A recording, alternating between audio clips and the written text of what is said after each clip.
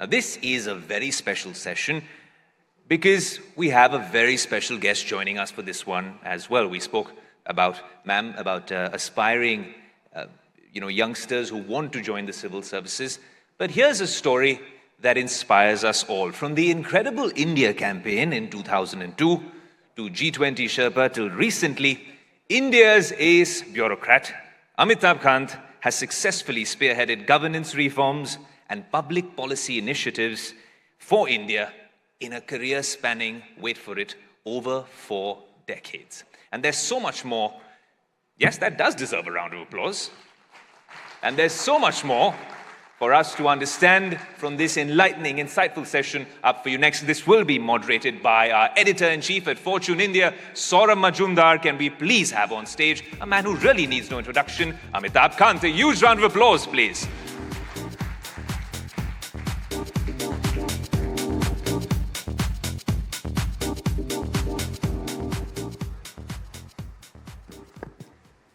Thank you, Ayush. And as Ayush rightly said, how does one introduce somebody who really needs no introduction? So I am here with Mr. Amitabh Kant, who I have met and interviewed multiple times earlier. In this new avatar, it is the first time, of course. And Mr. Kant is, of course, very much in the news of late. So first and foremost, Mr. Kant, I'll ask you, how are you feeling in this new avatar? How do you feel? How has it been after 40 years in government? How does it feel now? Well, I did about close to 45 years in government. I'm feeling very liberated now. And well, I'm spending a lot of time on doing a lot of physical exercise, improving my golfing handicap, and doing a lot of more yoga. And I think physical well-being is very important. So the work-life balance is important. You've spoken about work-life balance multiple times, but even in your new avatar, I'm sure people are already lining up. We keep reading and hearing about your new assignments and how people are, wanting a piece of you in that sense, in your new role. First and foremost, let's come back to your how you have actually sort of powered the India story, Mr. Kant. And nobody better than you, because as G20 Sherpa also, you have really led from the front and made deep-rooted changes in the way the G20 presidency itself was conducted by India, and it has left a very indelible impact on G20. We are in this room with a large number of women achievers. The Prime Minister has talked about not just growth, but women-led growth. Tell us a little bit about your thoughts as we talk to these women achievers this evening. So G20 was very challenging because in multilateral forum, you have to get a consensus from all the G20 nations. It was very challenging because PM wanted us to be very ambitious, very decisive, and one of his main themes was women-led development. Now, before the G20, the normal terminology was gender equality, that's the UN terminology. Now, we wanted to change that to women-led development, and we felt that, and the very strongly felt that it's not possible to achieve the sustainable development goals or the climate agenda till the leadership of many of these aspects is not taken over by women. And if women take over leadership, they provide the mentorship, and they provide, much greater level of encouragement to other women. But we found huge opposition from many countries. We found opposition from Saudi Arabia, we found opposition from Turkey, we found opposition from China, because for them, the concept of women-led development was very different from what they practice at home. And therefore, to bring a consensus around that almost took us hard negotiation, really ruthless. It was getting a consensus on Russia-Ukraine, which took us almost about close to 16 drafts and 300 hours of negotiation. Let me tell you, women-led development was even tougher than Russia-Ukraine. That's something. Yeah. Yeah, yeah. And how did you manage to convince them? Because you had to do a lot of the heavy lifting, I'm sure. Yeah, so the important thing is to build up great personal relationship, build up, do a lot of bilateral discussions, and also convince them that, even in their countries, 50% of the women, their population comprises of 50%, and if you don't provide leadership, so to women, your country can never grow. And, it's important to tell them, for instance, in our case, we are a $4 trillion economy. The Prime Minister's vision is that by the time we become 100 in 2047, we should be a $30+ trillion economy. It's just not possible to do it without women. And important thing, an important thing, because I heard this very passionate, I've never seen such a fascinating discussion, which I heard in the earlier 3 rounds of discussion. I was very fortunate to be sitting here. There's so much of liveliness, so much of energy, so much of dynamism of women. But we must understand that out of the 980 million Indians who work, there are about 400 million women in India who work, but they contribute only 18% of India's GDP. So if you don't take India's GDP contribution from women up to 50%, India can never be a $30+ trillion economy. It's very important to understand this. Also, you look at the MSME sector. Before coming here, I was looking at the MSME Udyam portal. Only 17.5% of the MSMEs are owned by women. So and only 18% of the startups are done by women in India.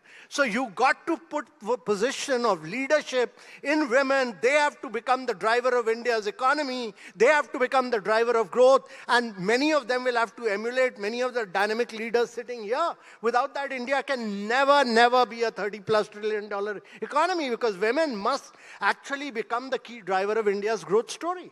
At the policy level, these comments and these points have been made earlier as well. What do you think needs to really change at the ground level for this to happen? Because these figures are telling, Mr. Kant. You've talked about the number of women in the working population, but as a percentage, it is still very, very small. So how does that shift? It's a tectonic shift. How does that happen? So my view on this is that tectonic shift has started already.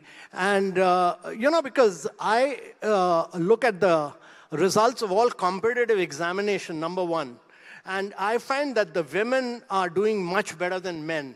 Every year, the competitive examination of IAS, the women are the toppers. The first 3-4 positions are taken by the women. The men lag far behind. When I was going to college, I went to St. Stephen's College in Delhi. It was an all-male bastion.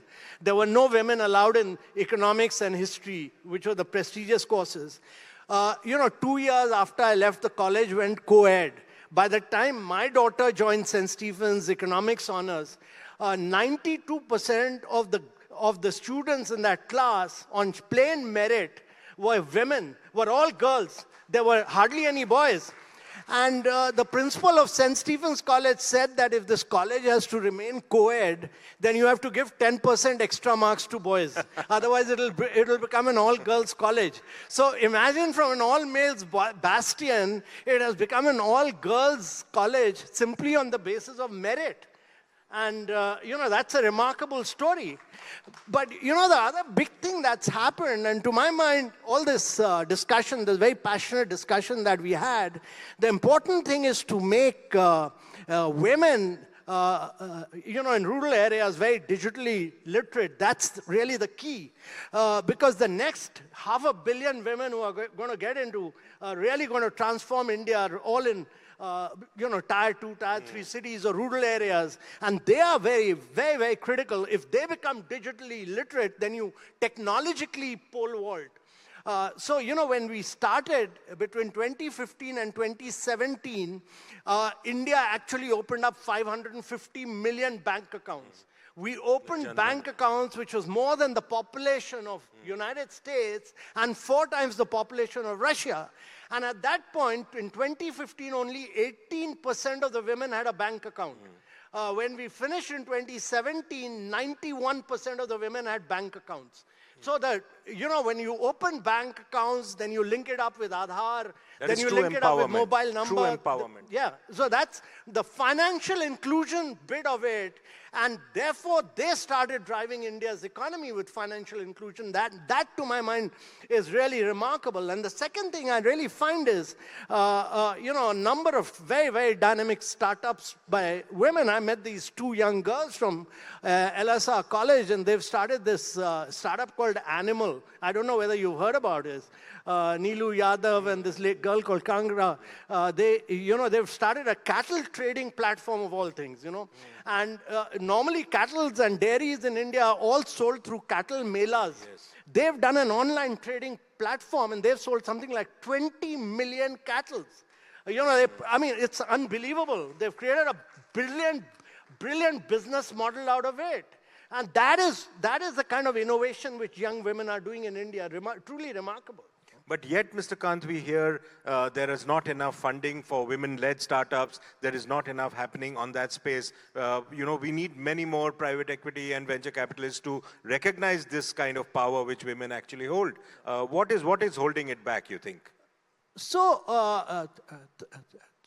2-3 things to my mind, which is very critical.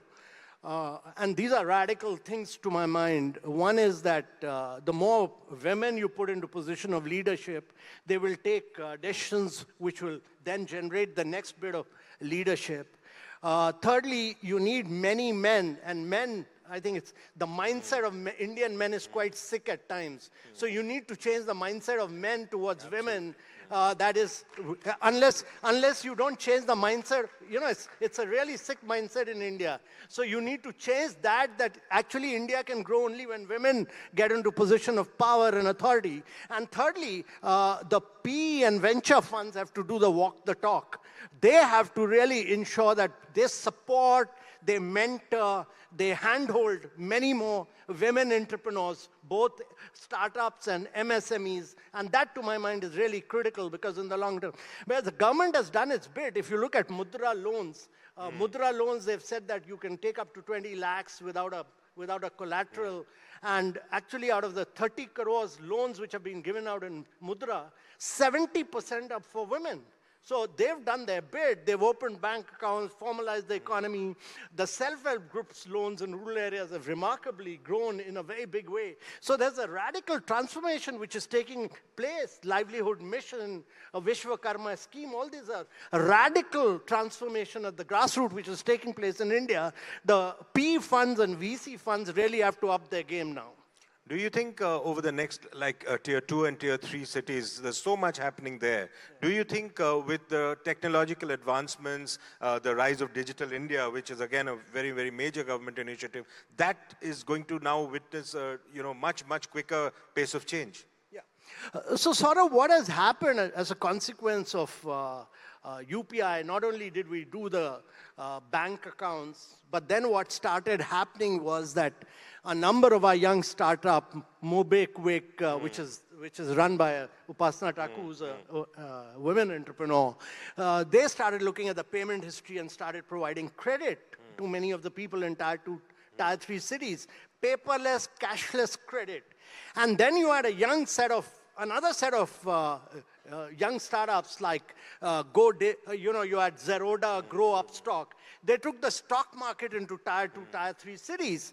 And that led to wealth creation in these cities. And then you had another set of startups like Go Digit and Acco, which started doing insurance. So what has happened as a consequence of this UPI and Aadhaar, you did credit, you did wealth creation, you did insurance, all this within, on the go, anywhere, anytime, within 30 seconds to 1 minute.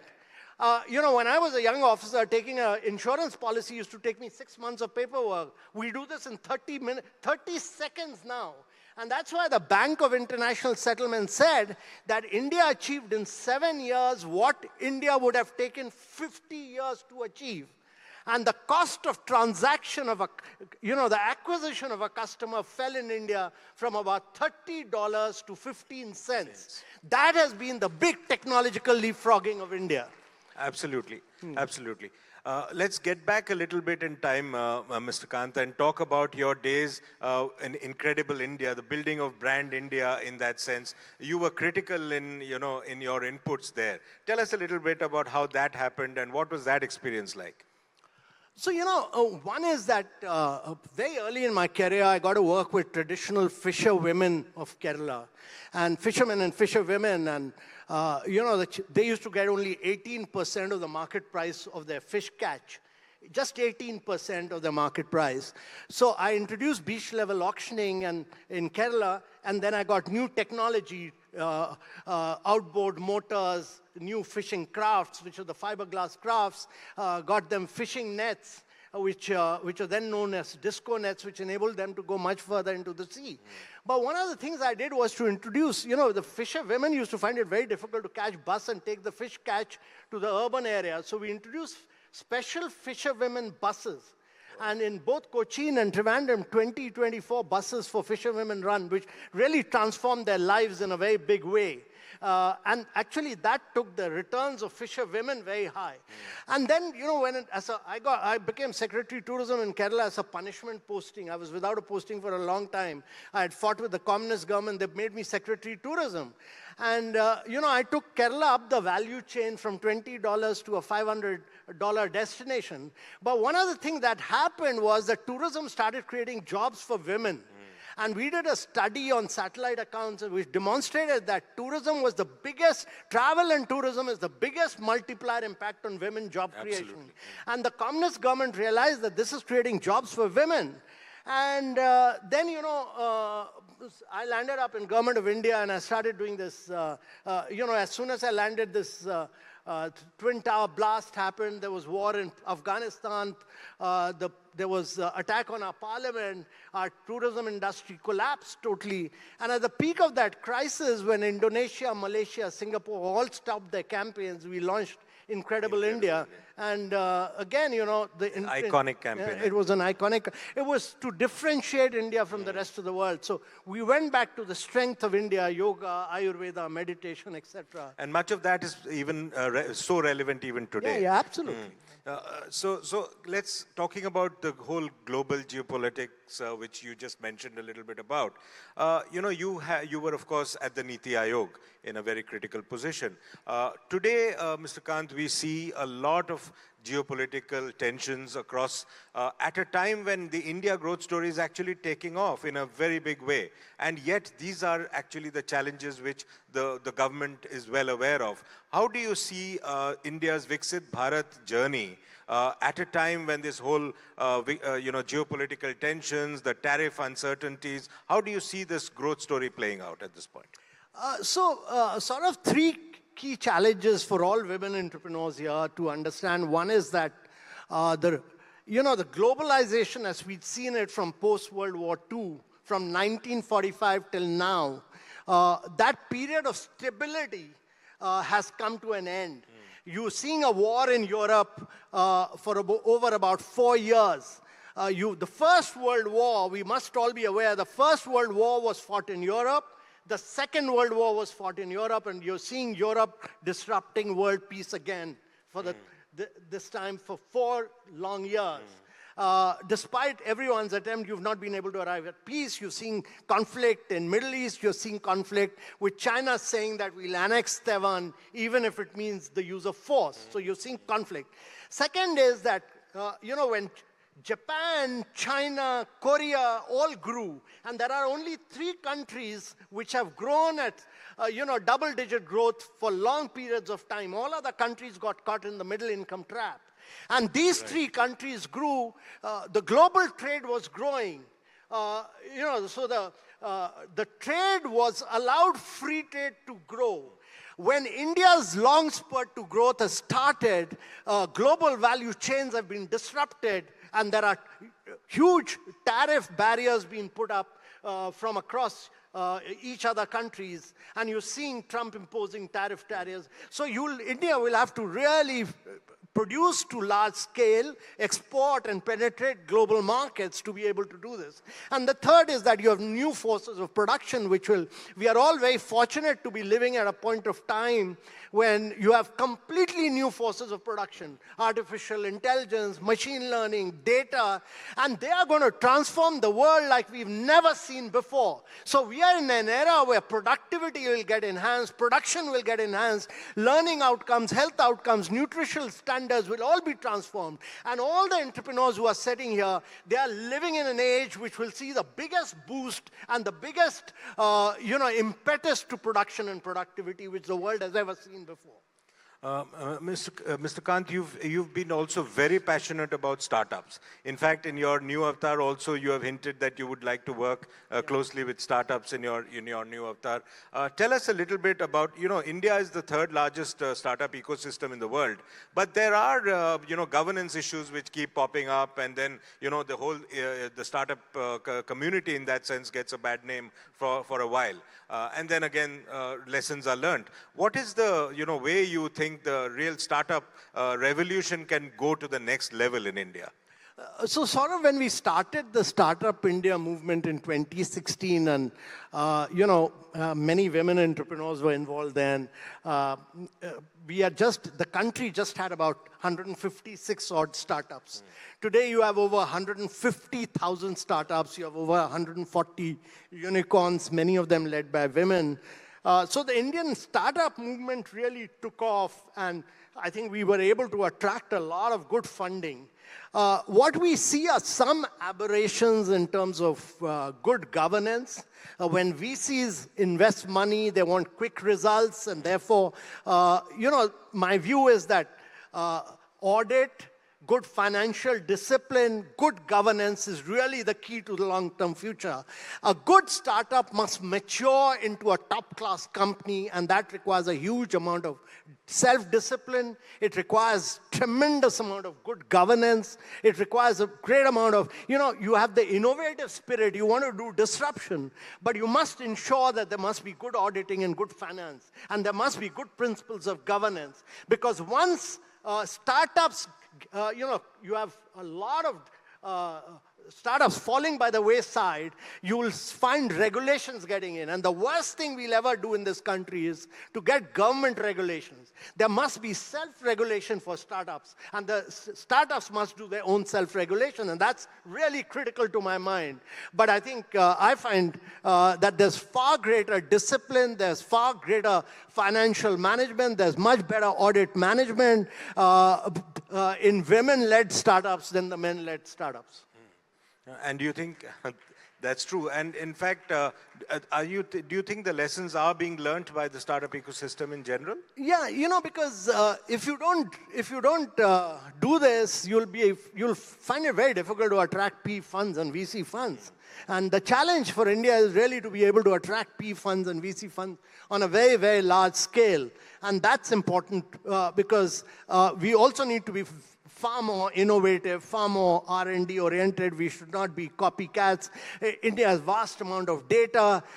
We have 520,000 startups. The great thing that's happening is that the number of women in STEM education has risen in India. It's gone up to about, I was quite amazed, 43% of the students getting into STEM education in India are all women. So you're going to see many more startups by women. And we need to really, really push that through greater amount of funding for them. So I really hope that the new deep tech fund of 20,000 crore actually allocates, say, 5,000 to 6,000 crores only for women. Yes, that will really drive the change. That's true. I cannot, as we sort of come to the end of this session, Mr. Kant, I cannot help but ask you one question. You've been a star bureaucrat. You've been in multiple roles. How difficult was it to convince your boss that you need to do something different right now? So I'd done 45 years in government. I'd retired about 10 years back, and I was CEO. I was NITI. I was reporting to the PM. And then I was telling him when I was in NITI Aayog that I wanted to be out of the government, and then he said, do another year. So it went on. And then when I left NITI Aayog, I went to call on him. He said, you go and join us G20 Sherpa. And I didn't realize what I was getting into. It was a nightmare of a job to get consensus amongst 20 countries. And then when that finished, I kept requesting him. So he finally said, if you've made up your mind, then I won't stand in your way. You go and do what you feel like, and I'll support it. So that's how it happened. So the Prime Minister has been very, very supportive, and I've learned a lot from him. His big picture, his vision, his ability, all that we did, Make in India, Startup India, Aspirational District, the production-linked incentive scheme, many of these things that I did was because of his leadership, his vision. I was executing them. So it was a pleasure and a delight working with him. And he kindly agreed that I should move out of the government. And it's been a stellar innings, Mr. Kant. What next? I mean, we know a little bit of what's happened already, but what's really the next step for you? I refuse to believe that you'll only be playing golf and just doing a little bit of things here and there. So what's next? So, whatever I do, I'll work with the best and the brightest people. And I want to drive India's growth story. And there are many dimensions to India's growth story. So I'll be advising the Fairfax Group of Canada, and I'm the senior advisor to the SMBC Bank, and I'll be I'm on the Indigo board right now, but I'll be supporting about 5 or 6 startups, and I'll be very happy to mentor any dynamic women-led startup. It'll be a pleasure for me. But I really want to give a lot of more time to the startup movement in India, and I'm also the chancellor of this very high-tech university called the NITI University, which is into AI, machine learning, and cybersecurity, etc. So, with all this, I think I've already packed up enough for myself. I also want to improve my handicap in golf. I'm sure you will do that as well, given your excellence at multitasking, Mr. Kant. You know why he has been the star bureaucrat for India. Ladies and gentlemen, a big hand for Amitabh Kant. Thank you. Thank you, Sourav. Great pleasure.